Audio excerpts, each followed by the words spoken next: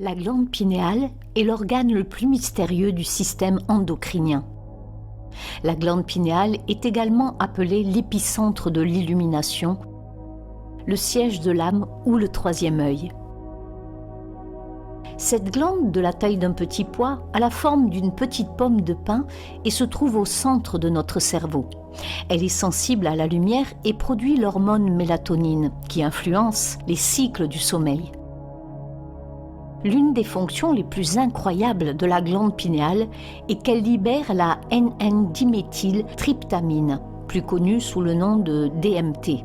Le DMT est également appelé la molécule de l'esprit et il est considéré par beaucoup comme l'un des psychédéliques les plus puissants que l'on puisse expérimenter. Les personnes qui ont consommé du DMT rapportent des visions mystiques qui sont souvent plus fortes qu'avec les autres psychédéliques. Ils ont l'impression d'avoir été transportés dans des réalités alternatives, d'avoir interagi avec des êtres sensibles et interdimensionnels, et d'avoir vu leur vision du monde entièrement changer par des expériences sensorielles qui semblaient plus réelles que dans leur vie quotidienne.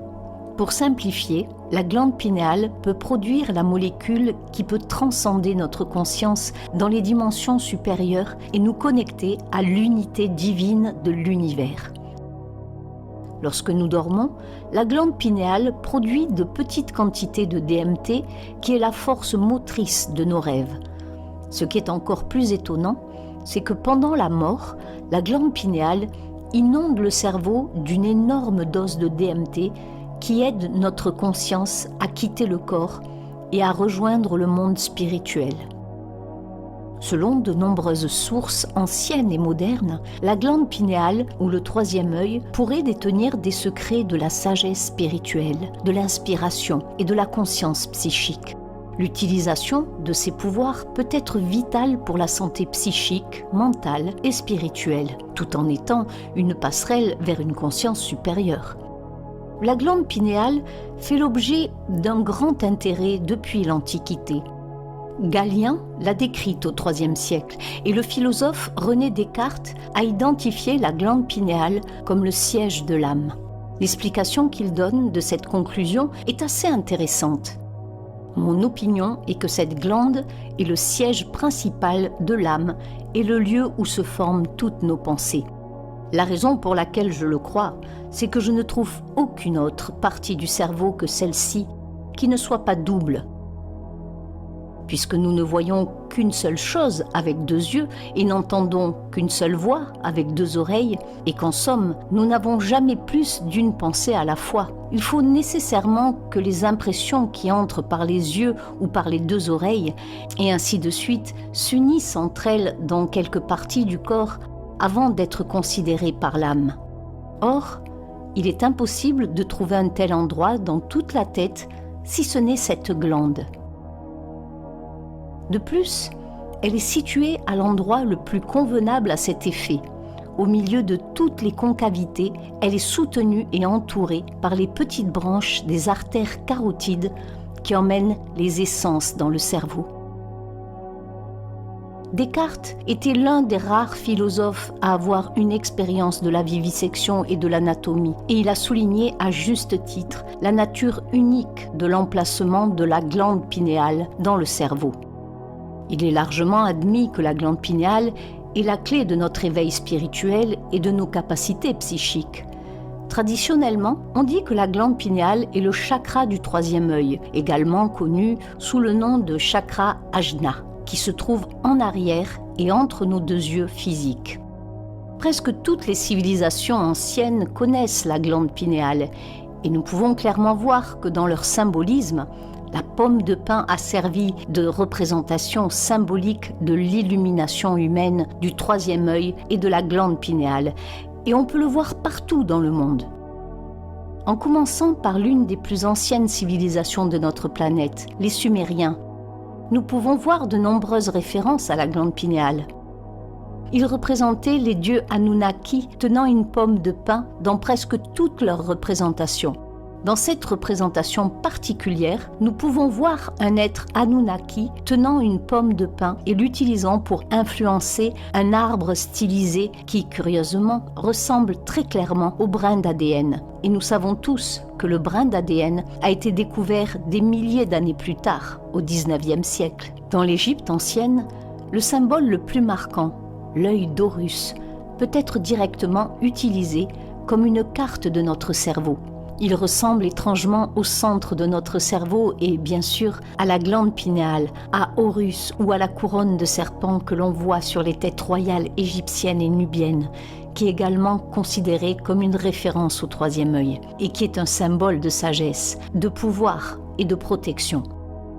Richard Cassaro, auteur, conférencier et réalisateur de documentaires basés à Madrid, a également découvert le rôle prépondérant du troisième œil dans la culture égyptienne ancienne. Il a découvert de nombreuses représentations du troisième œil, notamment dans le symbole d'Aton. Selon lui, Aton représente le troisième œil éveillé qui voit l'âme intérieure ou le soleil intérieur, qui est en fait le soi supérieur ou l'étincelle divine en nous. L'Aton est donc un symbole à la fois du troisième œil et de l'âme intérieure que le troisième œil éveillé voit. Richard Cassaro a découvert la similitude frappante entre le symbole Aton et le bindi dans l'hindouisme, qui est le point ou le grain représenté sur le front. Le bindi est associé à l'ajna chakra, ou le chakra du troisième œil. Cet ancien symbole du troisième œil se retrouve non seulement dans l'hindouisme, mais aussi dans le bouddhisme et le taoïsme. Plus étonnant encore, les symboles du troisième œil sont également présents dans les religions du Nouveau Monde, des anciennes cultures mayas, aztèques, toltèques, olmèques, incas et pré-incas, comme l'a découvert Cassaro. Selon lui, il existe une longue histoire du troisième œil dans la tradition dite occulte ou hermétique. Et cette tradition enseigne que pendant un âge d'or lointain, des milliers d'années, avant les premières civilisations connues, nos ancêtres avaient un troisième œil physique au centre de leur front. Au fil de l'évolution humaine, ce troisième œil s'est atrophié pour devenir la glande pinéale, située précisément au centre géométrique du cerveau humain. Curieusement, des preuves scientifiques soutiennent la possibilité que notre troisième œil, ou pinéal, était autrefois notre premier œil. Au microscope, la pinéale est composée de cellules qui ont les mêmes caractéristiques que les cellules photosensibles en forme de bâtonnet que l'on trouve dans nos rétines. La pinéale reçoit des signaux qui circulent dans les nerfs optiques, tout comme nos yeux physiques. Il semble que le troisième œil primitif ait fonctionné autrefois comme un organe de localisation avant nos yeux actuels, comme l'ont décrit les civilisations anciennes. Aujourd'hui, l'organe du troisième œil ne fonctionne plus dans notre vie quotidienne et doit être éveillé ou activé intentionnellement. La glande pinéale, ou le troisième œil de chaque être humain, peut être activé aux fréquences du monde spirituel, ce qui peut nous permettre d'accéder aux dimensions supérieures de la conscience et d'avoir le sentiment de tout savoir, d'être comme Dieu, d'être euphorique et d'être uni avec tout ce qui nous entoure. Si la glande pinéale est réglée sur les fréquences appropriées à l'aide d'une méditation profonde ou de diverses autres pratiques spirituelles et ésotériques, une personne sera en mesure de vivre des expériences hors du corps, communément appelées voyage astral ou projection astrale.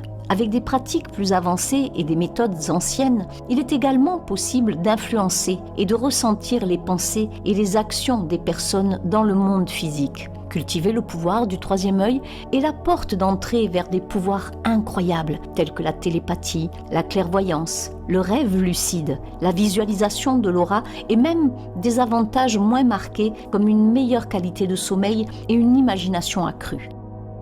L'illusion de la séparation entre le soi et l'esprit se dissout lorsque la connexion du troisième œil est cultivée. Lorsque vous ouvrez votre troisième œil, vous avez accès aux dimensions supérieures. Vous serez en mesure de vous éveiller dans le rêve, de marcher entre les réalités et de dépasser les limites de l'humanité. Cependant, si votre troisième œil est bloqué, cela peut conduire à la confusion, l'incertitude, le cynisme, la jalousie et toute autre émotion de basse fréquence. par un troisième œil ouvert et vibrant, la plus haute source d'énergie éthérée peut entrer. Alors que les yeux physiques perçoivent le monde physique, le troisième œil voit le monde véritable, un tout unifié, avec une connexion indéfectible à l'esprit. Si vous voulez être en bonne santé au niveau physique, émotionnel, mental et spirituel, vous devez apprendre à accéder à l'énergie de haute fréquence en activant votre glande pinéale. Ce type d'énergie curative est essentiel à la santé pour la raison qu'il élève la fréquence de votre corps et de votre âme. Lorsque vous vous entourez d'énergie à haute fréquence, votre santé s'améliore. En revanche, lorsque vous vous entourez d'énergie de basse fréquence, votre santé se détériore. Selon certains chercheurs en fréquence, les fréquences d'un corps humain sain se situent entre 62 et 78 MHz. Toute fréquence inférieure à 62 MHz rend le corps humain vulnérable aux maladies. Plus le taux de fréquence est bas, plus le corps humain est vulnérable aux maladies. Lorsque le taux de fréquence du corps humain atteint 25 MHz, le risque de décès augmente considérablement. Après toutes ces informations incroyables partagées, vous vous demandez peut-être si tout le monde a une glande pinéale qui donne ces incroyables pouvoirs et avantages. Pourquoi sommes-nous tous entourés de gens misérables qui souffrent pour survivre, travaillant comme des esclaves, sans même remettre en question le système? Cet asservissement mental de notre société est principalement causé par le fait que les glandes pinéales de la plupart des gens sont complètement calcifiées et que la calcification de la glande pinéale est intentionnellement et systématiquement appliquée par nos gouvernements. On a longtemps cru que le fluorure de sodium aidait à renforcer nos dents et à empêcher la formation de caries. Cependant, de plus en plus de recherches prouvent que cette information est fausse. Le fluorure est ajouté à notre dentifrice, à nos aliments et à nos réserves d'eau depuis des années. À la fin des années 90, une scientifique du nom de Jennifer Luke a réalisé la première étude des effets de fluorure de sodium sur la glande pinéale. Elle a déterminé que la glande pinéale était une cible pour le fluorure parce qu'elle absorbait plus de fluorure que toute autre matière physique dans le corps, même les os. Le fluorure est attiré par la glande pinéale comme un aimant et la consommation de fluorure calcifie la glande et la rend inefficace pour équilibrer l'ensemble des processus hormonaux dans le corps.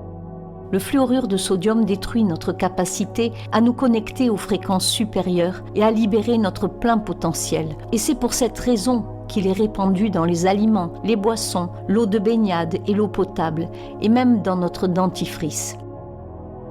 Le fluorure de sodium est présent dans 90% des réserves d'eau des États-Unis. Cette énorme conspiration envers l'humanité vise simplement à nous rendre faciles à contrôler et à nous faire obéir. En fait, le fluorure a d'abord été introduit dans l'eau par les nazis et les soviétiques dans leurs camps de concentration pour rendre la population des camps dociles et ne pas remettre en question l'autorité.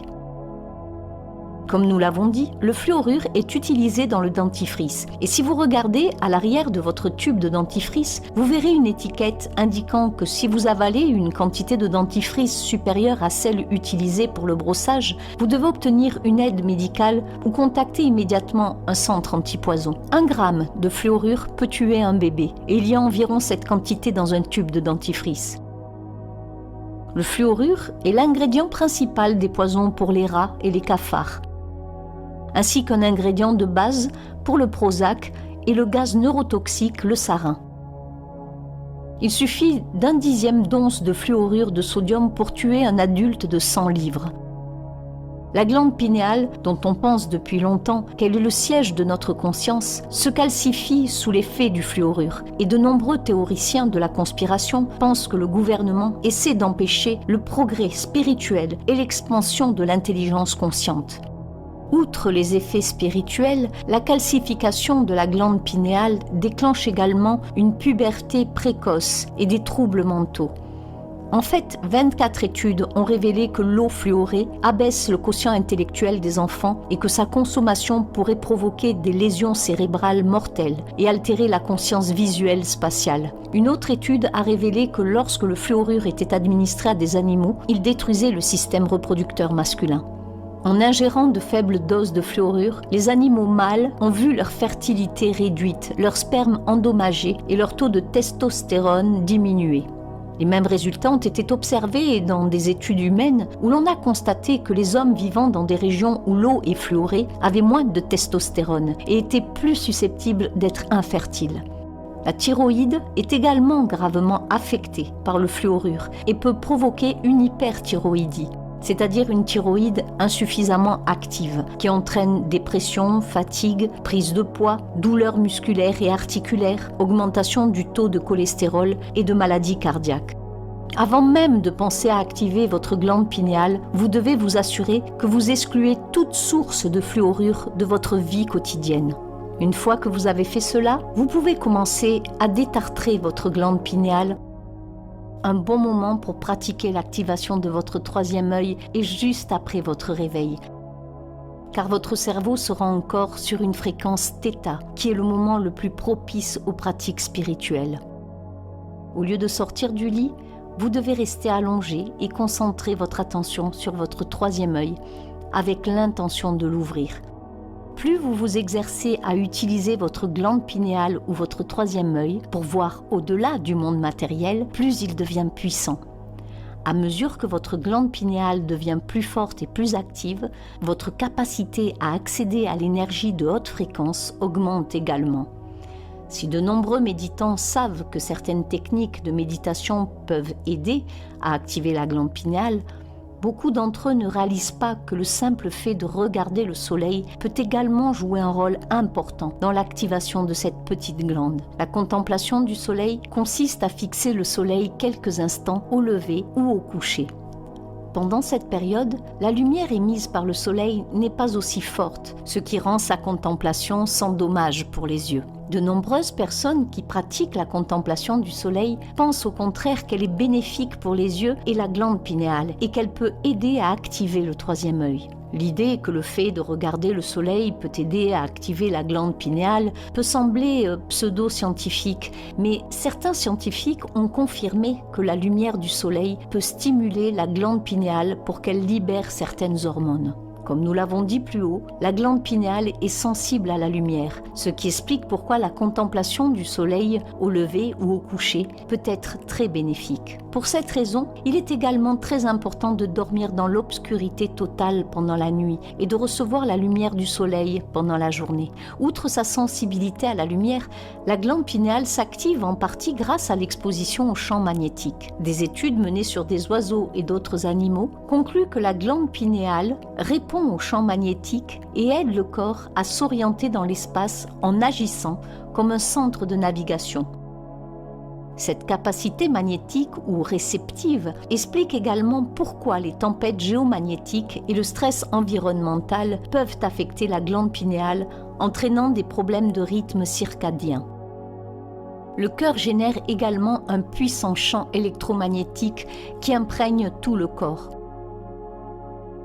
Lorsque le cœur est activé par les hautes fréquences de l'amour et de la compassion, son champ électromagnétique est amplifié et étendu. La sensibilité de la glande pinéale face à l'énergie électromagnétique l'amène à vibrer et à s'activer en même temps que le cœur. Lorsque ces deux organes agissent ensemble, leur vibration élevée ouvre le troisième œil à une plus grande inspiration, intuition et vision intérieure. En raison du lien entre la glande pinéale et l'orientation spatiale et les rythmes circadiens, notre perception de l'espace et du temps change souvent lorsque la pinéale est dans un état de forte excitation. De telles expériences ont été mentionnées par les méditants depuis des lustres, et c'est aussi la raison pour laquelle le temps est si différent pendant la méditation. Un autre moyen incroyable de stimuler la glande pinéale est le pouvoir d'élévation et de guérison du baiser du troisième œil. Si vous avez déjà embrassé quelqu'un sur le front, vous savez à quel point c'est passionnant et intense. Vous seriez étonné de voir comment quelque chose de si simple peut être si émotionnel. Un baiser sur le front représente un baiser sur le troisième œil. C'est beaucoup plus profond que ce que la plupart des gens peuvent imaginer. C'est comme embrasser l'âme de la personne. Les autres personnes ne touchent généralement pas notre front. Nous nous tenons par la main et ainsi de suite, mais nos fronts sont tout simplement délaissés. Lorsque les lèvres rencontrent le front, nous avons le sentiment que l'éveil vient de l'intérieur. Un baiser stimule la glande pinéale ainsi que l'hypophyse. Le résultat est la libération de mélatonine. La mélatonine est en fait ce qui nous aide à avoir une bonne nuit de sommeil, donc essentiellement, un baiser de bonne nuit sur le front pourrait nous être bénéfique de plus de façons que nous ne pouvons l'imaginer. Le baiser du troisième œil apporte un sentiment de sécurité et de bien-être. Si vous êtes un peu sceptique, essayez-le avec vos amis proches, votre famille ou votre partenaire, et laissez ce toucher divin les apaiser et vous apaiser aussi. Plus vous le pratiquez et plus vous obtenez de résultats. Le baiser du troisième œil est une expérience très enrichissante pour tous ceux qui sont entourés de bonnes personnes et, bien sûr, de bonnes circonstances. En activant votre troisième œil, vous serez en mesure de voir, de comprendre et d'apprécier les images et les sons du monde précédemment cachés, ce qui vous permettra d'optimiser et de perfectionner votre vie actuelle.